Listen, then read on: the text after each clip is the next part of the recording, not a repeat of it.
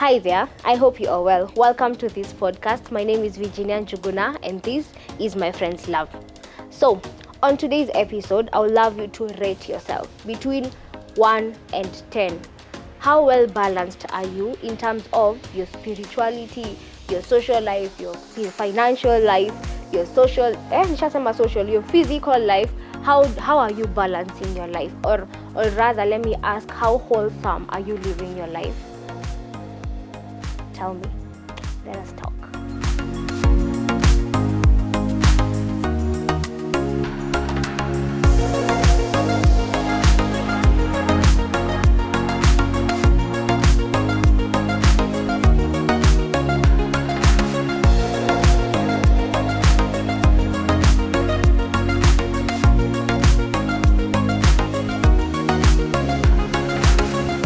On today's episode, as we have earlier said about rating yourself, I'll rate myself between 1 and 10. I'll say I am at 4. 4. Why? Because when I say financially, socially, spiritually, physically, really all rounded, I can say kuna zenye bado na feel I'm so reluctant on working on. Kama if I ask myself, when was the last time I worked out, like for my body kukua healthy? Sijui ni lini. And then, but one thing I do, I walk a lot. Mi upanda stairs sana. So that is, I think, sindio. And also financially, it is a struggle. It is a struggle to save. Hata mi najua, hata millionaires, hata struggle to save. Lakini acha niache kujustify. Yes, I've said financially, I'm still working on it. Spiritually, I can say hapo ndo niko at least I am kind of growing, but I still know I have a long way to go. I have a lot to do, but I can say hapo too. And then socially has been a struggle because of late I have been afraid of making friends. I have been afraid of meeting new people and even welcoming people into my circle because of things that life knows. Life itself teaches us so many lessons, and through that I know I'm a go person, like nitashinda na wewe, and if I know you're a person we can laugh and spend some time with, I kind of open up and say a lot, but that is who I was until life taught me a lesson. Right now I am so enclosed, but I'm really working on improving my social life because I know my career depends on how I interact with people. I want to network, like we talked in another episode there. I want to network. I have to go out there. I have to face my fears. Yes, so that's how I can range myself. But there are things I have also learned, also emotionally, like let me start with my mental health. Socially, then that has built up my mental health, that has also built up my emotions. Because still bado naweza sema hapo I'm very low because nimepanda. So it's spiritually then emotionally. Because emotionally later uko kitambo juzi, like kitambo kidogo, I could see it, and tukikosana tu kidogo nitaanza kulia out of nowhere because tumeanza kugombana. But sahi bro, see, sikutishi. But I can say I have really grown in terms of emotions. Now, going to the Bible, Jesus himself wept. That shows Jesus himself has had his own emotion attachment. Like he had this emotion part that he knew there are people in his life that he valued. Of course, God knew Jesus knew he raised him again, but we had to see the emotional side of Christ.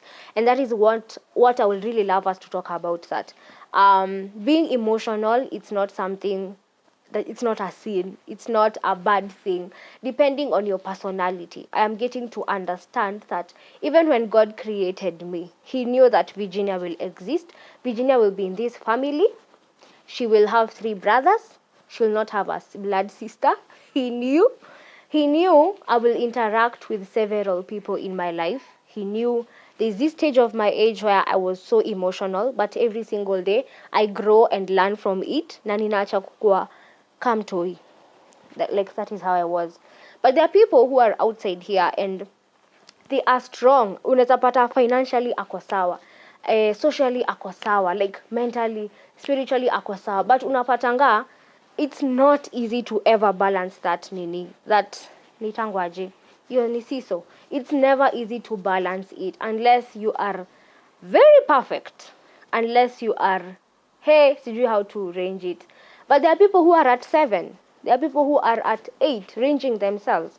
So I was saying to Kianza, can you tell me where you range between the entire parts? And also, even when you know where you range between 1 and 10, the question is, what are you doing to really work on yourself, to really become a better person? In the other episodes, we were talking about the body of Christ, which is the church. And we have also got to learn that we are also part of the body of Christ. So there's a way God deals with the church. And now there's the way also God is dealing with you as an individual, for you to go out there and make disciples, for you to go out there and spread the word of God. He has to really work on you. Unajua huku nje, the current world right now, people are working hard. People are going extra miles to really make it in life. People are making it outside here. Yani, people are at a place of wow, congratulations. But now, going to now the secret part, the secret theme, ile ukienda kudoz, you evaluate how your day was, how have you worked on your physical fitness, because the Bible itself tells us about our physical fitness. It is in the Bible. It is in whatever you eat, whatever you do, whatever you just do, get to involve yourself in. Do it for the glory of God. So if it is to exercise and for you to be healthy, do it for the glory of God. Like, if it is handling finances, kwanza the financial department itself, it is a struggle to save, as I said earlier. It is also, we are also taught in the Bible on matters giving tithe, on matters giving offerings.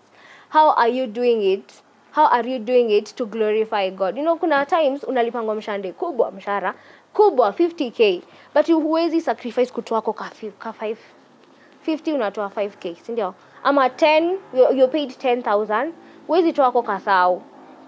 It is a discipline that you really get to learn. For me, I also see that for you to really get to a place, si lazima ufike 100 in each of it. Like for example, financial, spiritual, social. Like si lazima ikuwa zote ni 100, but the fact that you are rising pole pole every single day. Maybe leo uko 50 financially, uko 50 spiritually. Like really working on it. You're at a better place. Si ati mimi niseme I am at a 4 and I settle with 4. There's a lot to be done. The future Virginia, the future you really needs to be at a better place than you are right now. So it's upon us to really start these disciplines very early and to really know what is important.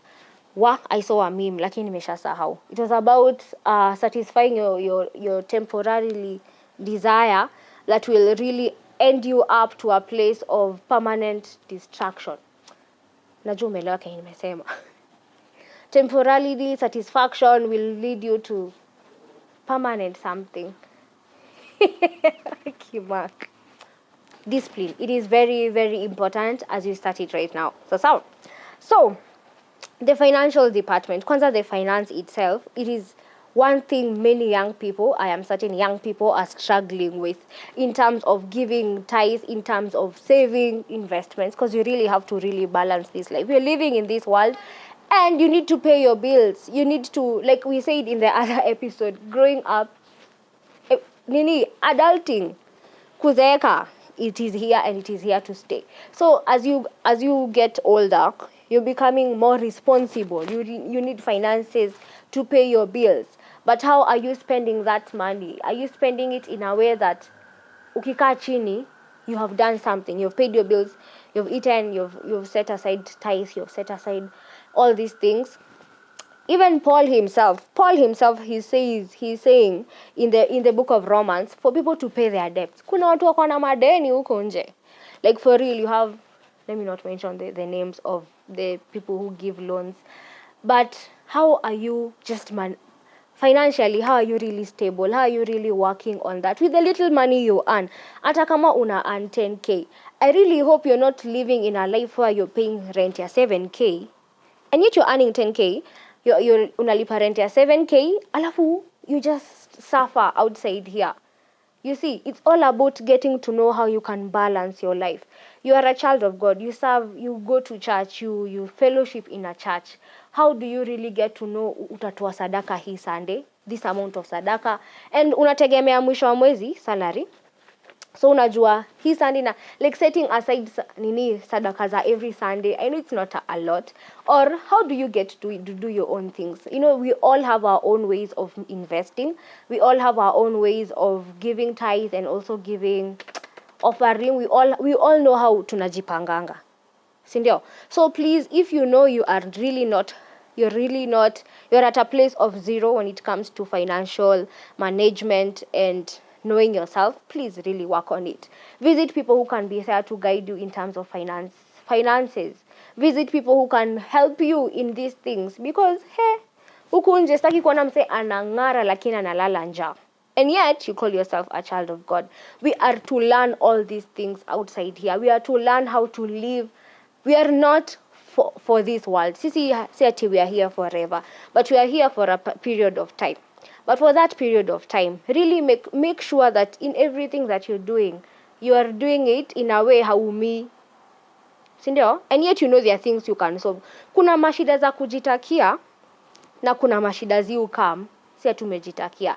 Please, I really hope that zile za kujitakia si mingi, because many of the things ni sisi tunajisababishianga. Haya. So in terms of spiritual life, are you struggling with reading the Bible? Are you struggling with praying? Are you struggling with doing things that you know zita glorify God? If you know you are at a place where you're zero in terms of your spiritual growth, onyesha interest. Onyesha God tu uko na hiyo interest ya kutaka kulearn. It's not about taking your whole day to pray and even read the Bible. It's just taking that 1 hour ama hiyo 30 minutes to really read a verse and ask God to really give you an interpretation. Usisome tu kama novel. Usisome Bible kama novel. Just read it with an intention of really knowing what God is telling you. And I said, we are all at our different levels of spiritual walk. There's someone who gave his or her life to Christ yesterday. So don't compare yourself na mtu aliokoka like for akona time, akona maybe 2 years old already. We all grow in levels. It is called discipleship.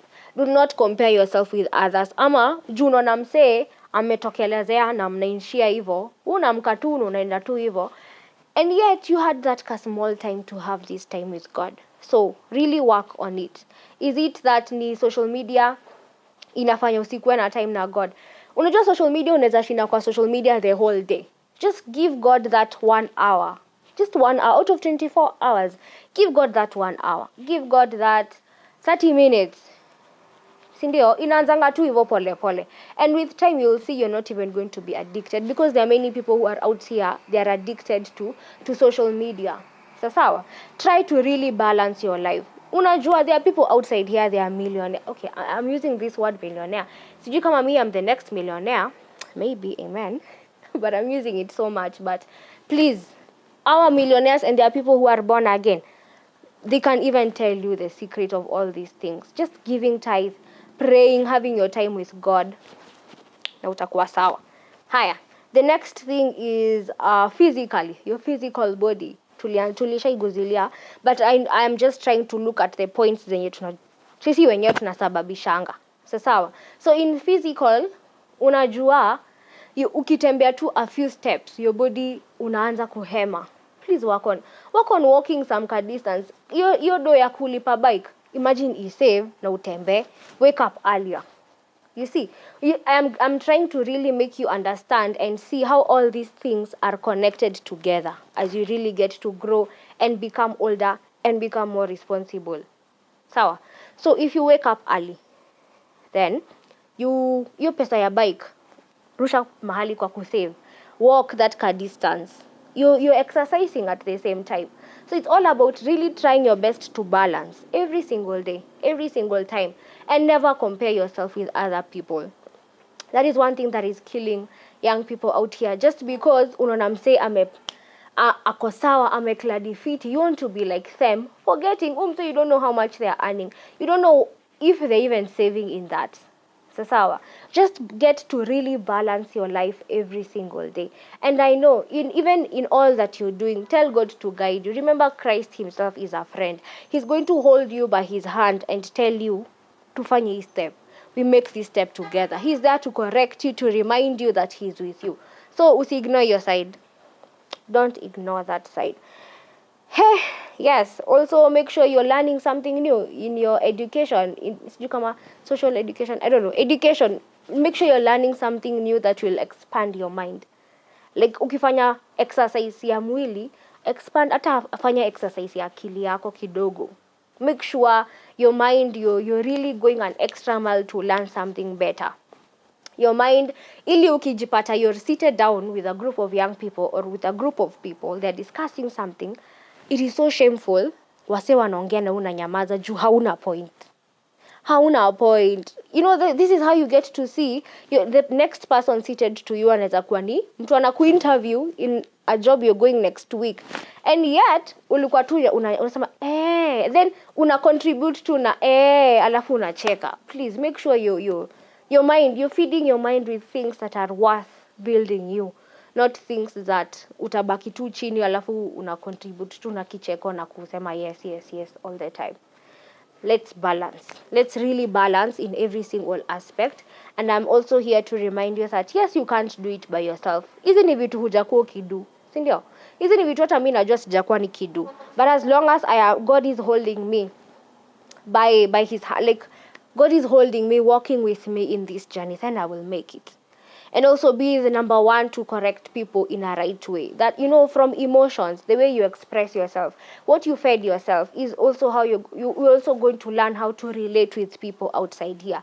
You're also going to learn how to correct people when they are wrong.